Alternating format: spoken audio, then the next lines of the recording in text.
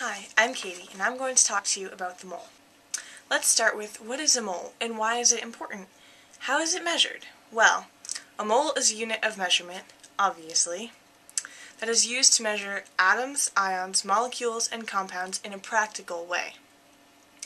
1 mole is equal to Avogadro's number of 6.02 times 10 to the 23rd particles. A mole is the standard unit of measurement and makes it simpler to find and understand chemical reactions. If you were to convert any number of particles of an element to moles, it would look something like this. Here you can see the number of particles given multiplied by 1 mole over 6.02 times 10 to the 23rd particles. Therefore, you can find out how many moles because the particles will cancel out. Also, since the mass of each element is in grams, you can easily convert that to moles because 1 mole is equal to the amount of grams given in the periodic table for one element. For example, oxygen has a mass of about 16 grams, therefore 1 mole of oxygen is equal to about 16 grams. That's pretty easy, right? Let's use an analogy to help us better understand how to convert between grams, moles, and particles. Given that 1 penny weighs 2.5 grams, how many particles of pennies would there be in $1? Well, first of all, let's start with what we know. We know that there are 2.5 grams in 1 penny because we're given that information. We also know that there are 100 pennies in $1. Therefore, it's logical to conclude that you would need 250 grams of pennies to equal $1.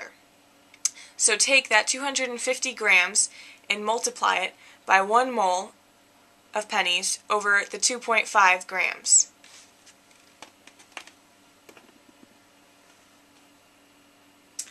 This will reveal that there are 10 moles of pennies. You can take that 10 moles of pennies and multiply it by Avogadro's number of 6.02 times 10 to the 23rd particles, divided by 1 mole. The moles will cancel out, giving you 6.02 times 10 to the 24th particles of pennies. 1 mole is also equal to 22.4 liters at standard temperature pressure, or STP. This is useful when finding the volume of a gas. You can convert moles to liters simply by using the following equation.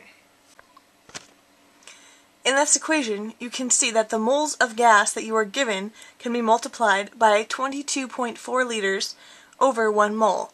The moles will cancel out, giving you the liters in the moles of gas that you are given. Now, let's determine how much water is really in 1 mole of water, and what 1 mole of water will weigh, and how many milliliters his mass will be. We can also figure out if we can drink that amount. Again, let's start with what we know. We know that the chemical formula for water is H2O.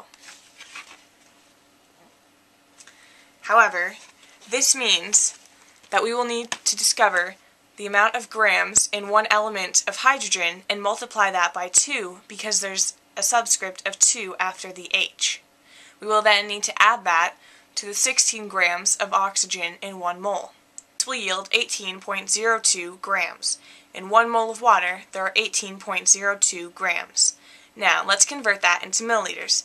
We'll start by first converting it into liters and then milliliters. Since there's only 1 mole, and 1 mole is equal to 22.4 liters, we can conclude that there are 22.4 liters of water in 1 mole of water.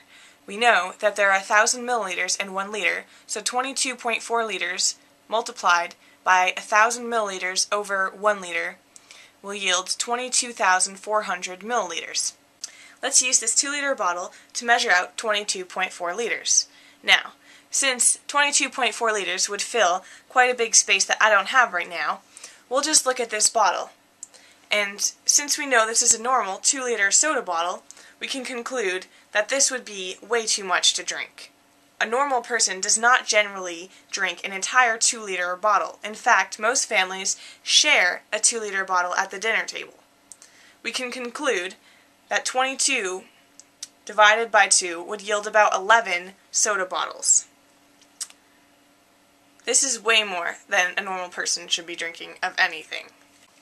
So, just to review, 1 mole is equal to 6.02 times 10 to the 23rd particles.